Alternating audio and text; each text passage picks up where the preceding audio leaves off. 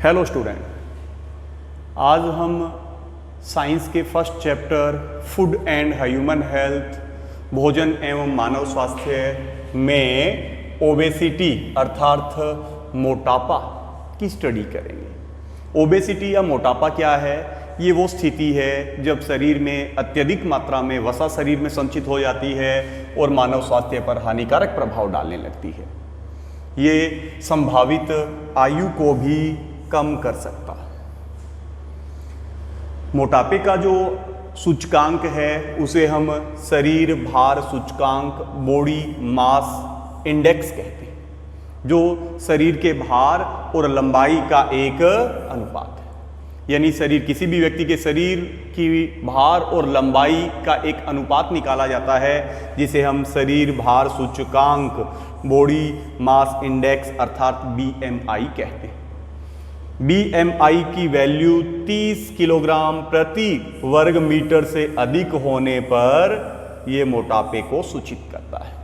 BMI की value 30 और 30 से ज़्यादा अगर हमें मिलती है तो वो हमारे शरीर में ओबेसिटी अर्थात मोटापे को सूचित करता है।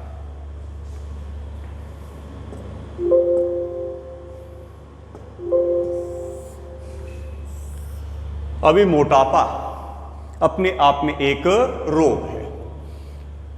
अनेक प्रकार के रोगों से जुड़ा है। जो मोटे व्यक्ति है उनमें कुछ कॉमन सामान्य रोग जो एक स्वस्थ व्यक्ति की तुलना में एक मोटे व्यक्ति में ज़्यादा है, विभिन्न प्रकार के हार्ट डिजीज, हृदय रोग, मधुमेह अर्थात डायबिटीज, निद्राकालीन श्वास रोग, नींद लेते समय श्वसन की समस्याएं और कई प्रकार के कैंसर, अस्थि संध्यार्थी, अस्थियों का, हड्डियों का जो जोड़ है, जो जोड़ों का दर्द है, ये कुछ ऐसे रोग हैं जो मोटापे से जुड़े हैं। यानी एक सामान्य स्वस्थ व्यक्ति की तुलना में मोटे व्यक्ति में इन रोगों की संभावनाएं ज़्यादा रहती है। अभी है मोटापे के क्या कारण हैं, किन कारणों से मोटापा हो सकता है। मोटापा और शरीर का वजन बढ़ना वास्तव में क्या है कि ऊर्जा के सेवन और ऊर्जा के उपयोग के बीच असंतुलन के कारण है कि हम ऊर्जा या ऊर्जा युक्त भोजन, कैलोरी युक्त भोजन ज़्यादा उनका सेवन कर रहे हैं और कम उनका उपयोग कर रहे हैं, तो इनके बीच जो एक असंतुलन है वो मोटापे का प्रमुख कारण है। अधिक वसा यानी चर्बी युक्त भोजन करना, जंक फूड जिसे हम फास्ट फूड भी कहते हैं, जिसमें मुख्य रूप से वसा जैसे एक पोषक पदार्थ की काफ़ी ज़्यादा प्रचुर मात्रा होती है, कृत्रिम भोजन, कम व्यायाम, स्थिर जीवन यापन जिसमें हमारी फिजिकल एक्टिविटी काफ़ी कम होती है और शारीरिक क्रियाओं के सही ढंग से नहीं होने पर शरीर में फैट, वसा, चर्बी जमा होने लगती है। इसके अलावा आउटू अल्पक्रियता, हाइपोथायराइडिज्म यानी थायराइड ग्रंथि से थायरोक्सिन हार्मोन का कम निकलना मोटापे के प्रमुख कारण है। अभी हम करेंगे ब्लड प्रेशर अर्थात रक्तचाप। रक्तचाप क्या है?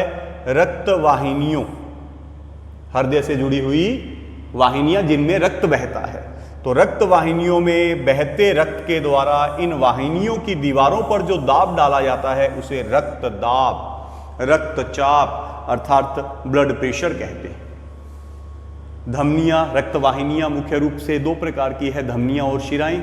धमनियां वे रक्त वाहिनियां है जो हृदय से ऑक्सीजनीकृत रक्त को शरीर के अंगों में लेके जाती है, और शिराएं वे वो रुधिर वाहिनियां है जो शरीर के अंगों से अशुद्ध रक्त को हृदय की ओर लाती है।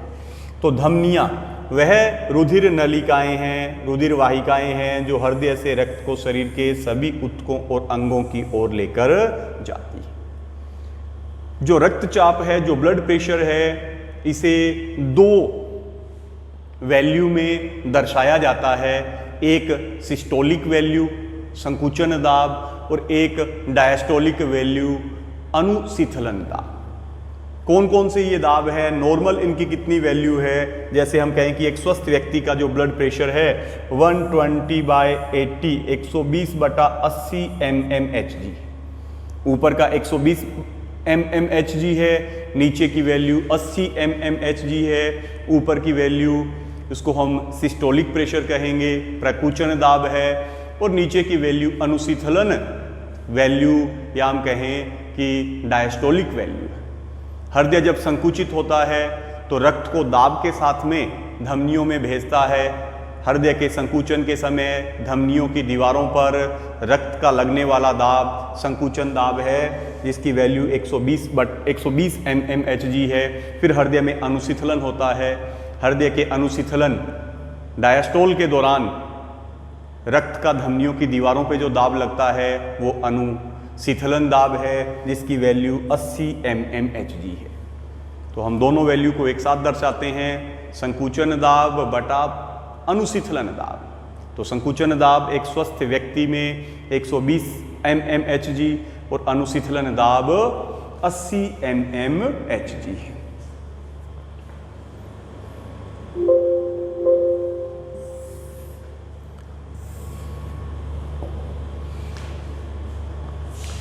एक सामान्य व्यक्ति का सिस्टोलिक रक्तचाप पारे के 90 और 120 mm के बीच, और डायस्टोलिक हृदय के अनुशीतलन के समय जो रक्तचाप है वो 60 से 80 mm के बीच में होता है। ठीक है, तो नॉर्मल हम 120 बटा 80 mmHg पारे के स्तंभ के तुल्य जो है वो एक सामान्य स्वस्थ व्यक्ति का रक्तदाब है। अब रक्तचाप या रक्तदाब को मापने के लिए जिस यंत्र का हम उपयोग करते हैं उसे रक्तचाप मापी स्फिग्मोमैनोमीटर कहते हैं। स्फिग्मोमैनोमीटर रक्तचाप मापी वो यंत्र है जिसकी सहायता से हम रक्तचाप ब्लड प्रेशर का मापन करते हैं।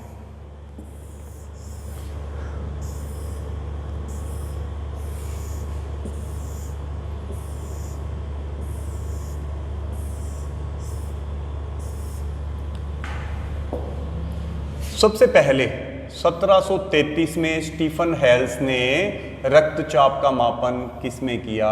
घोड़ों में। सबसे पहले रक्तचाप का मापन स्टीफन हेल्स ने किया 1733 के अंदर घोड़ों के अंदर, और रक्तचाप को परिभाषित किसने किया? 1983 में कापलन ने। चित्र 1.3 में स्फिग्मोमैनोमीटर उपकरण को प्रदर्शित किया गया है, जिसमें मरकरी पारे धातु की सहायता से इस यंत्र में रक्तचाप का मापन किया जाता है। आजकल डिजिटल यानी अंकों वाले रक्तचाप मापी भी उपलब्ध है, जिनमें सिस्टोलिक और डायस्टोलिक संकुचन और अनुशीतलन दाब को हम अंकों के अंदर भी माप सकते हैं।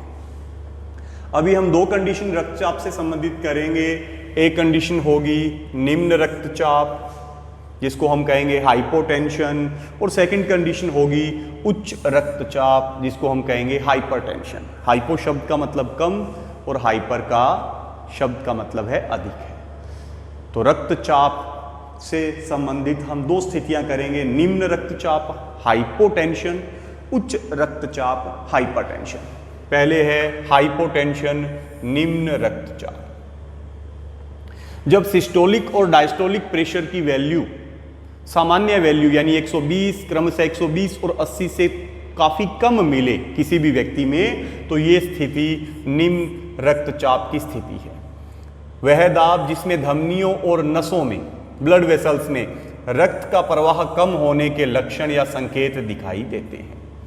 तो इस स्थिति के अंदर रक्त का प्रवाह शरीर के अंदर काफ़ी कम हो जाता है। शरीर के जो महत्वपूर्ण अंग है मस्तिष्क, हृदय और किडनी, गुर्दे, इन महत्वपूर्ण अंगों में जब पर्याप्त मात्रा में रक्त नहीं पहुंच पाता तो रक्त के माध्यम से पहुंचने वाले ऑक्सीजन और आहार इनमें नहीं पहुंच पाएंगे, जिससे ये महत्वपूर्ण अंग सामान्य रूप से काम नहीं कर पाएंगे और कई बार ये परमानेंट स्थायी रूप से क्षतिग्रस्त भी हो जाते हैं। तो जब सिस्टोलिक और डायस्टोलिक वैल्यू नॉर्मल सामान्य से काफ़ी कम मिले, किसी भी व्यक्ति में काफ़ी कम रहने लग जाए, तो ये निम्न रक्तचाप है। इससे क्या होगा कि मस्तिष्क, हृदय और जो किडनी है, इन महत्वपूर्ण अंगों में रक्त के माध्यम से जो ऑक्सीजन और पोषक पदार्थों की जो सप्लाई है वो पर्याप्त मात्रा में नहीं हो पाएगी और कई बार स्थायी रूप से ये अंग क्षतिग्रस्त हो जाते हैं, व्यक्ति की मृत्यु हो जाती है। एक इसकी विपरीत कंडीशन उच्च रक्तचाप, जो प्राय अधिक आयु के व्यक्तियों में एक कॉमन समस्या है, उच्च रक्तचाप, जिसको हम कहेंगे हाइपरटेंशन। जब सिस्टोलिक और डायस्टोलिक वैल्यू नॉर्मल से काफी ऊपर किसी व्यक्ति में रहने लग जाए तो इसे हम उच्च रक्तचाप हाइपरटेंशन कहते हैं। इसके कारण क्या हो सकते हैं? इसके संभावित कारण क्या है? चिंता, क्रोध, ईर्ष्या, भ्रम, कई बार आवश्यकता से अधिक भोजन खाने से, मैदे से बने खाद्य पदार्थों के अधिक सेवन से, चीनी, मसाले, तेल, घी, अचार, मिठाइयाँ, मांस, चाय, सिगरेट और शराब के सेवन से, श्रमहीन जीवन जिसमें फिजिकल वर्क एक्टिविटी काफ़ी कम हो, व्यायाम का अभाव, ये उच्च रक्तचाप हाइपरटेंशन के संभावित कारण। तो अधिक आयु के व्यक्तियों में उच्च रक्तचाप आज के समय में एक कॉमन समस्या है। तो उच्च रक्तचाप का समय पर निदान, डायग्नोज, पहचान होनी अत्यंत आवश्यक है, क्योंकि कई बार ऐसा होता है कि उच्च रक्तचाप को समय पर जब डायग्नोज या उसका समय पर जब निदान नहीं किया जाए तो इस उच्च रक्तचाप के कारण, हाइपरटेंशन के कारण मस्तिष्क के ब्लड वेसल्स, मस्तिष्क की रक्तवाहिनी में उच्च रक्तचाप के कारण रक्तवाहिनी फट जाती है, जिसे ब्रेन हेमरेज, दिमाग की नाड़ी का फटना कहते हैं, जिससे व्यक्ति को लकवा हो सकता है और बहुत बार व्यक्ति की मृत्यु हो जाती है। उच्च रक्तचाप के कारण किडनी फेल्योर यानी गुर्दे भी काम करना बंद कर सकते हैं, जब उच्च रक्तचाप के कारण गुर्दों के अंदर की जो ब्लड वेसल्स है वो फट जाती है, रप्चर हो जाती है। तो इसका समय पर जो डायग्नोज है, समय पर इसकी जो पहचान है वो अत्यंत आवश्यक है। अब समय पर जब इसकी पहचान कर ली जाएगी तो फिर ऐसे व्यक्ति, ऐसे मरीज जो हाइपरटेंशन के हैं, हाइपरटेंशन के जो पेशेंट है, उन्हें किस तरीके का जीवन जीना चाहिए, किस तरीके का भोजन उन्हें लेना चाहिए? उन्हें पोटेशियम युक्त भोजन करना चाहिए। उनको नमक, आपने देखा होगा घरों के अंदर जो ओल्ड एज के कहते हैं या अधिक आयु के जो व्यक्ति है, जो बुजुर्ग है, काफ़ी कॉमन उनमें हाइपरटेंशन है, डॉक्टर उन्हें कहता है कि घी और नमक का सेवन जो है वो बंद कर दें, तो नमक के माध्यम से सोडियम क्लोराइड का सेवन जो है वो काफ़ी कम कर दिया जाता है। तो ऐसी स्थिति में उन्हें पोटेशियम युक्त भोजन का सेवन करना चाहिए, जैसे ताजे फल, डिब्बों में जो बंद खाद्य सामग्री है उनका उपयोग भी बंद कर दें। भोजन में कैल्शियम, जो प्रमुख रूप से उसका हमारा स्रोत जो है वो दूध है, और मैग्नीशियम की मात्रा संतुलित करनी चाहिए। रेशे युक्त यानी वो जो फाइबर वाले पदार्थ है वो खूब खाए जाएं। संतृप्त वसा जैसे मांस और वनस्पति घी, संतृप्त वसा शरीर के अंदर, ब्लड वेसल्स के अंदर कोलेस्ट्रॉल के रूप में जमा हो जाते हैं, तो इनकी मात्रा काफ़ी कम करनी चाहिए। नियमित रूप से व्यायाम करना चाहिए। खूब तेज लगातार 30 मिनट तक पैदल चलना उच्च रक्तचाप के मरीज के लिए सर्वोत्तम व्यायाम है। योग, ध्यान, प्राणायाम रोजाना करना चाहिए। धूम्रपान और मदिरापान से बचना चाहिए। तो ये आज की क्लास में हमने ओबेसिटी, मोटापा, क्या है मोटापा, और मोटापे से अनेक प्रकार के रोग, संभावित रोग जो जुड़े हुए हैं, BMI, बॉडी मास इंडेक्स नामक सूचकांक से हम किसी भी व्यक्ति के मोटापे की या मोटापे से पूर्व की स्थिति को जांच सकते हैं। फिर हमने ब्लड प्रेशर को किया था। 2 वैल्यू के अंदर ब्लड प्रेशर का मापन किया जाता है, सिस्टोलिक यानी संकुचन दाब और डायस्टोलिक यानी अनुशीतलन दाब। एक सामान्य व्यक्ति के अंदर 120/80 mmHg रक्तचाप है, ब्लड प्रेशर है। फिर 2 कंडीशन रक्तचाप से संबंधित हमने की थी, हाइपोटेंशन निम्न रक्तचाप और हाइपरटेंशन उच्च रक्तचाप, जो हमारे 10th के अंदर एक इंपॉर्टेंट टॉपिक है। उच्च रक्तचाप और उच्च रक्तचाप से जो प्रभावित व्यक्ति है, जो मरीज है, उनको किस प्रकार का भोजन लेना चाहिए, उनकी दिनचर्या किस प्रकार की होनी चाहिए।